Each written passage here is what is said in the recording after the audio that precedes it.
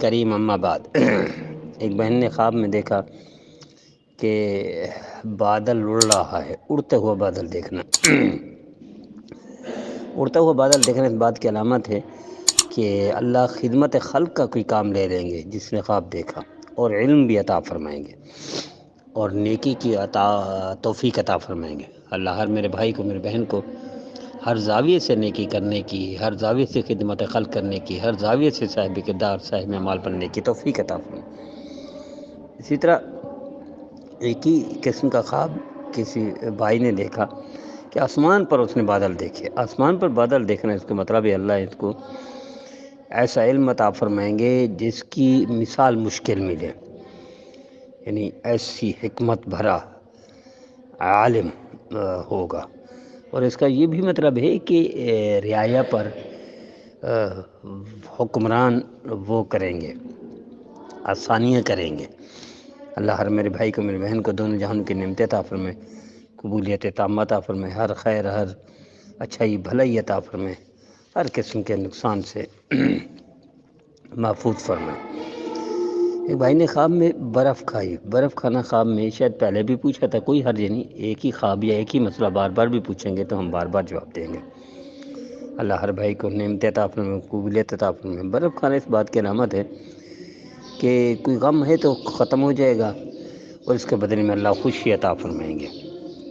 اللہ ہر بھائی کو خوشیاں عطا فرمائے، برکتیں اور قبولیت عطا فرمائے۔ اسی طرح ایک بہن نے دیکھا کہ بلی کو مارتے ہوئے دیکھا۔ بلی کو مارتے ہوئے دیکھنے اس بات کی علامت ہے کہ بیماری سے کوئی بیمار ہے تو اللہ شفا عطا فرمائیں گے، اور کوئی رنج، دکھ، درد ہے تو اللہ اس سے بھی نکال دیں گے۔ کالی بلی دیکھنا کسی بھائی نے، وہ ایک ہی قسم کا خواب ہے، یہ کالی بلی آفت ہے، مصیبت ہے، اللہ نہ کرے کوئی قید یا جیل وغیرہ وغیرہ، اللہ محفوظ فرمائے ہر بھائی کو، ہر بہن کو۔ اس طرح کا خواب جو دیکھے اس کا مطلب یہ ہے کہ ان کو تھوڑا سا صدقہ کر دینا چاہیے، کچھ استغفار کر دینا چاہیے، کچھ اللہ کی طرف رجوع کر لینا چاہیے۔ اللہ ہر میرے بہن کو، ہر بھائی کو دونوں جہانوں کی نعمتیں عطا فرمائے، قبولیت عطا فرمائے اور برکت عطا فرمائے۔ اسی طرح ایک بھائی نے خواب میں پانی پیا اور میٹھا پانی پیا۔ میٹھا پانی پینا اس بات کی علامت ہے کہ کسی بڑے آدمی سے یا کسی افسر سے فائدہ ہوگا، یا کمپنی میں کوئی کام کر رہا ہے تو اپنا جو کمپنی کا ڈائریکٹر ہے یا سیٹ ہے اس سے فائدہ ہوگا۔